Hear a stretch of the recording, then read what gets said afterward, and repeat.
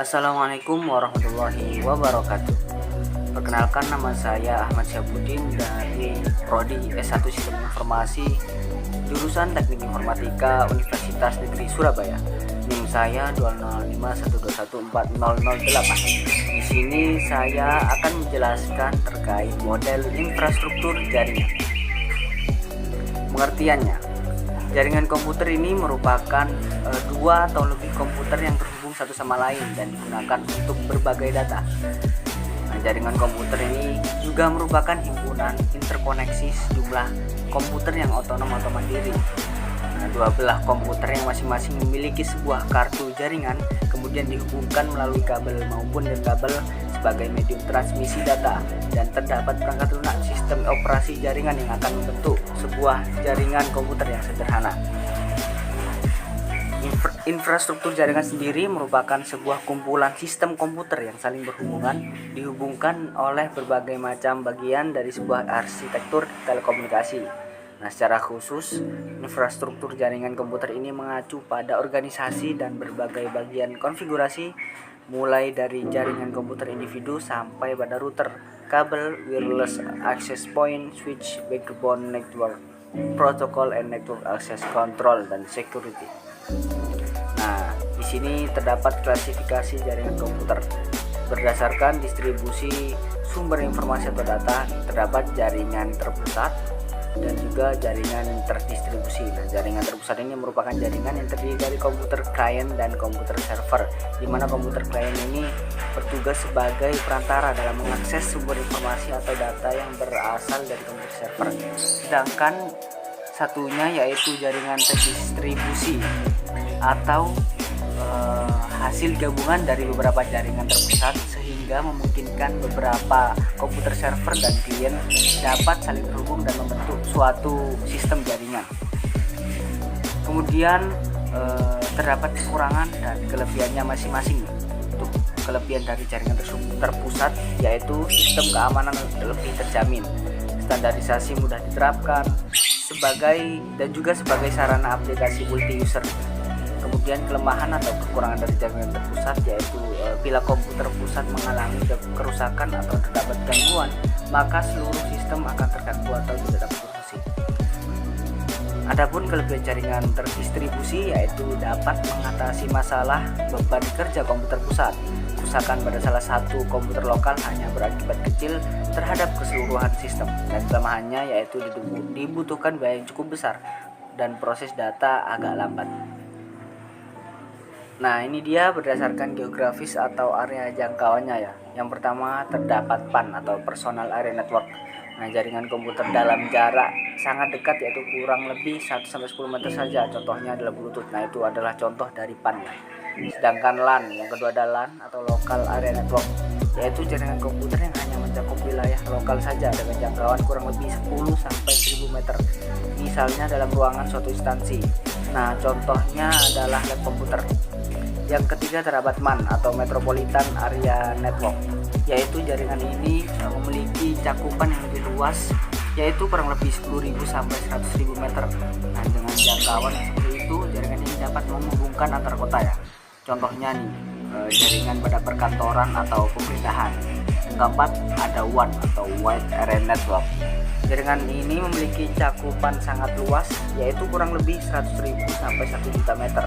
Nah, dengan jangkauan yang sangat luas itu, jaringan ini dapat menghubungkan antar benua atau antar negara.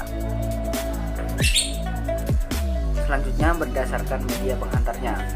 Yang pertama ada wireline network atau kabel, merupakan jaringan komputer yang menjadikan kabel sebagai media pengiriman paket data. Biasanya kabel berskala kecil sampai menengah menggunakan kabel serat tembaga atau LAN.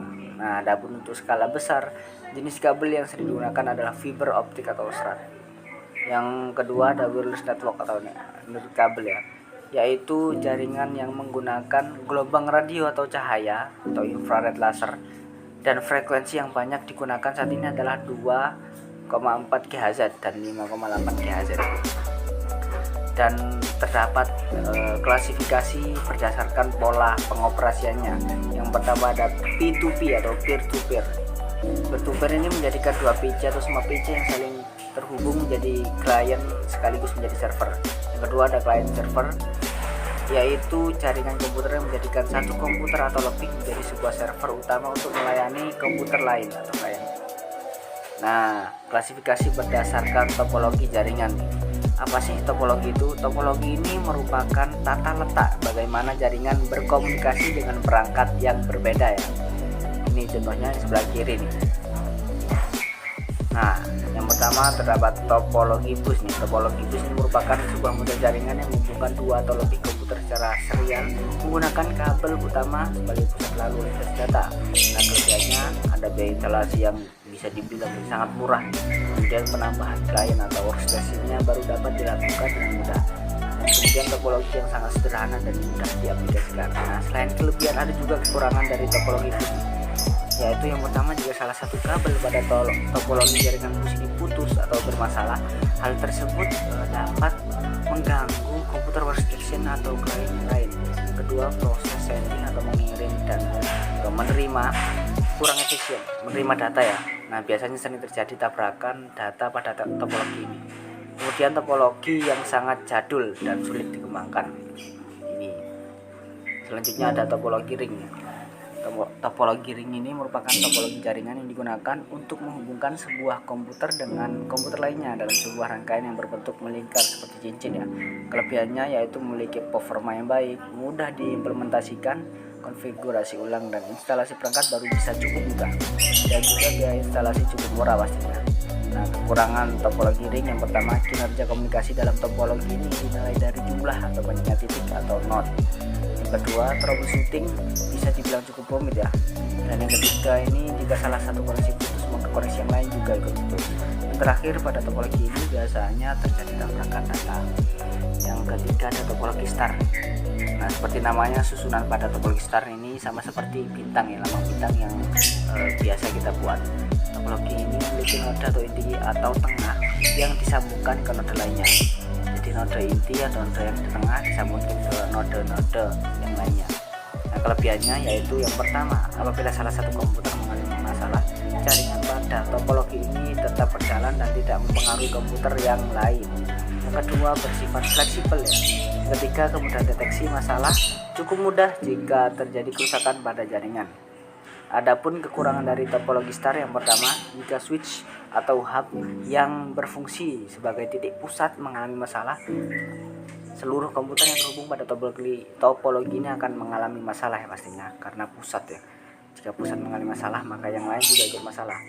Yang kedua, membutuhkan cukup banyak kabel, jadi biaya yang dikeluarkan bisa dibilang cukup mahal. Yang ketiga, jaringan sangat tergantung pada terminal pusat.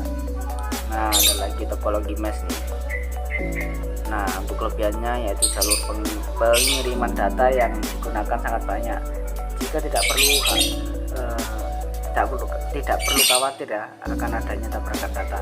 Kemudian besar bandwidth yang cukup lebar dan keamanan pada topologi ini bisa dibilang sangat baik. Tapi kekurangannya yaitu proses instalasi jaringan pada topologi ini sangatlah rumit ya. Kemudian membutuhkan banyak kabel juga dan memakan biaya instalasi yang sangat mahal. Adapun topologi tree atau hierarchical, nah kelebihannya yaitu mudah menemukan suatu kesalahan. Yang kedua, mudah melakukan perubahan jaringan jika diperlukan. Kekurangan dari topologi tree ini yang pertama menggunakan banyak kabel. Yang kedua, sering terjadi tabrakan dan lambat. Yang ketiga, jika terjadi kesalahan pada jaringan tingkat tinggi maka jaringan tingkat rendah akan terganggu juga. Nah, ini ada topologi extended star, luar biasa ya, banyak pusatnya. Kelebihan sebelumnya akan dijelaskan dulu.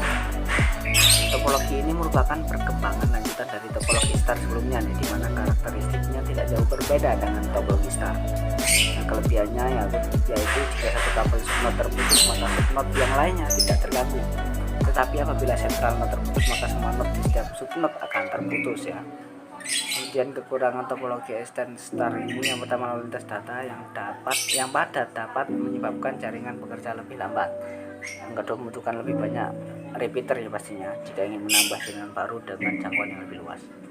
Nah, mungkin itu saja yang dapat saya sampaikan terkait infrastruktur jaringan. Apabila terdapat salah kata mohon dimaafkan karena manusia merupakan makhluk yang banyak salahnya pastinya, manusia al-insanu makanul khata ya. Mungkin sekian, semoga bermanfaat bagi teman-teman sekalian. Mohon like, subscribe, dan komennya yang baik-baik saja. Terima kasih. Wassalamualaikum warahmatullahi wabarakatuh.